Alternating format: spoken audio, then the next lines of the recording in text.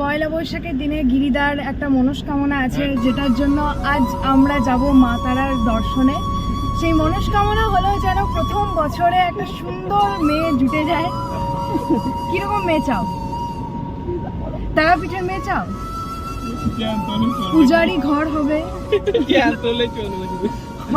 আচ্ছা, জ্যান্ত মেয়ে হলেই চলবে। আচ্ছা, মেয়ে হলেই চলবে তো?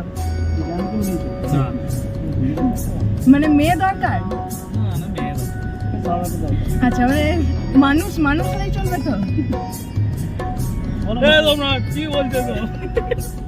সম্রাট ঢুকে গিয়েছে ফোনে, আমার থেকে অ্যাঙ্গেল আসছে না। আর এই হচ্ছে মামা। মামার জন্য এবার মামি নিয়েই যাব, এরকম একটা মনোবাসনা নিয়ে যাচ্ছি। যাই হোক, আমাদের মতো নিশ্চয়ই আরো অনেকে পুজো দিতে আসবে, সেখান থেকে কারোর সাথে যোগাযোগ করাই যেতে পারে। যাই হোক, এখন আমাদের ড্রাইভারের একটু অসুবিধা হচ্ছে, কারণ আমরা এখানে বিশাল ভাট বকছি। আপাতত রাস্তায় কনসেন্ট্রেট করা যায়। কি ব্যাপার, গিরিদা তো লজ্জা পেয়ে গেল।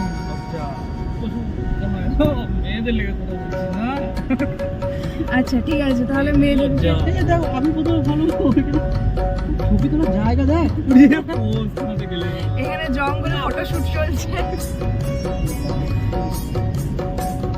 বেশ, ঠিক আছে না, আপাতত মায়ের দর্শনে চললাম। মায়ের নাম শুভ নববর্ষ। অন্য দিনের থেকে এই বছরে নববর্ষটা আমার কাছে ভীষণ স্পেশাল এবং একদম অন্যরকম। কারণ অন্য বছর আমার বাড়িতে নতুন জামা পরেই কেটে যায়, বাট এবছর আমি চলে এসেছি তারাপীঠে তারা মায়ের দর্শনের জন্য। তো অবভিয়াসলি এটা স্পেশাল হওয়ারই ছিল। তবে অন্য বছর কোথাও কোনো রকম প্ল্যানিং থাকে না, কোনো প্রোগ্রামও থাকে না, আর এই বছর হঠাৎ করেই প্রোগ্রাম। তো যাই, এখন পুজো দিতে যাচ্ছি, ভেতরে গিয়ে দেখি।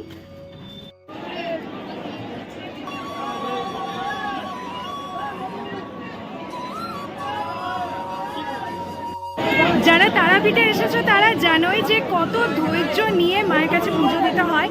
সেই সকাল থেকে না খেয়ে এত রোদে দাঁড়িয়ে থেকে পুজো দেওয়া, এটা বোধহয় ভক্তির জন্য এই জোরটা আসে। তো অনেকক্ষণ লাইনে দাঁড়ানোর পর ফাইনালি আমরা পেয়েছি, খুবই কষ্ট করে। আর আজকে তো ভিড় হবে, সাধারণ ব্যাপারটা। তো পুরো মন্দির চত্বরটা একটু ঘুরেও নিয়েছি, ঘোরার পর ফটো সেশনও হয়ে গেছে।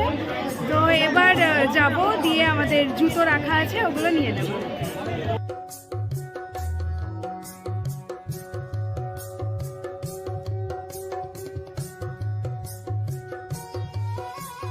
আমি ডালা নিয়ে দাঁড়িয়ে আছি, আর ওরা গেল ভোগ আনতে। এখানে প্রচুরই ভিড় রয়েছে, তো ভিড়ের মধ্যে মাঝে মধ্যে হারিয়েও যাচ্ছি। আর এখানেই একটা প্যান্ডেলে গণেশের দেখলাম পুজো হচ্ছে, যেহেতু নববর্ষ সেই জন্যই অবশ্য। তো আমাদের ডালার মধ্যেই বাকিদেরও ডালাটা এখানেই ভরা আছে, ওই জন্য বেশ বড় সড়ো। শান্তিভাবে পুজো দিলাম, খুব ভালোও লাগলো, মন ভরে গেল পুজো দিয়ে। একটু কষ্ট হয়েছে বটে, তবে ওটা কোনো ব্যাপারই না, সেটা তো হয়, যারা তারাপীঠে এসেছে তারাই জানে। তো এবার খিদে পেয়েছে প্রচুর, তো দেখি ওরা কতক্ষণে ভোগ নিয়ে আসে আর কি নিয়ে আসে, তারপর খাওয়া যাবে। বাপরে যা গরম, জল না খেতে পেয়ে আমি জাস্ট মরেই যাচ্ছিলাম। ফাইনালি একটু জল খাওয়ার পর এখন একটু স্টেবল লাগছে। ওরা তো অনেক কষ্ট করে পোলাওয়ের ভোগ জোগাড় করেছিল, ওখানেই দিচ্ছিল পাশে। পোলাও ছিল, লাড্ডু ছিল, মানে অমৃতে যাকে বলে, প্রসাদটা হয় সেরকম। ওটা মুখে দেওয়ার পরেই তারপর ভাবলাম যে চলো এবার একটু খাওয়া যাক, কারণ সকাল থেকে না খেয়ে আছি, অনেকটাই খিদে পেয়েছে। এবার সেটাই দেখছি যে কোথায় যাওয়া যায়। আমার এত পায়ে ব্যথা, কি বলবো, ভীষণ শরীর খারাপ করছে। তো এখন তো কিছু করারও নেই, ওরা চলে আসছে, এবার সবাই মিলে এবার আমরা যাব। হ্যাঁ, তো আমাদের খাওয়া কমপ্লিট। আমরা বিরিয়ানি খেয়েছিলাম, আর মামা আর গিরিদা খেয়েছিল ভাত। ভাতের আইটেমগুলো খুব সুন্দরই ছিল, এঁচড় ছিল, ছ্যাঁচড়া ছিল, আর অনেক কিছু। ছ্যাঁচড়া তো না, শুক্তো ছিল, সরি শুক্তো ছিল, এঁচড় ছিল, ডাল ছিল, পাঁপড়, চাটনি, কাতলা মাছ সব ছিল। আমাদের তো বিরিয়ানি ছিল, হ্যাঁ দইও খেয়েছে। তো ব্যাস, এবার মন শান্তি, পেট শান্তি।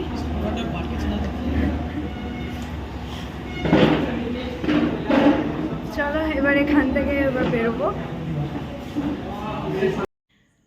বাড়ি আসার পর সোজা ঘুমিয়ে দিয়েছিলাম, টান টান করে একটু ঘুম দিয়েছি, কারণ এত পরিমাণ টায়ার্ড হয়েছিলাম যে এন্ডিং ভিডিওটা আমার আর করাই হয়নি। যদিও ব্লগটা আজকে খুবই ছোট হয়েছে আমি জানি, বাট তবুও যদি তোমাদের ভালো লেগে থাকে তাহলে অবশ্যই একটা লাইক করে দিও। আর খুব তাড়াতাড়ি আরও ব্লগ নিয়ে আসবো। এমনিতে আমার ব্লগ খুবই কম কম আসে, বাট তাও চেষ্টা করব আনার। তোমাদের ভালো লাগছে কিনা সেটা কিন্তু অবশ্যই জানিও। যদি ভালো লাগে তাহলে লাইক করে দিও।